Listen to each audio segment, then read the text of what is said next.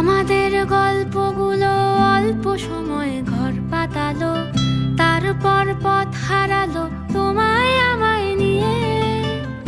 আগে যদি বুঝতো তারা মনের নদীর তল পাবে না, বেহায়া মুখ পোড়াতো অন্য কোথাও গিয়ে।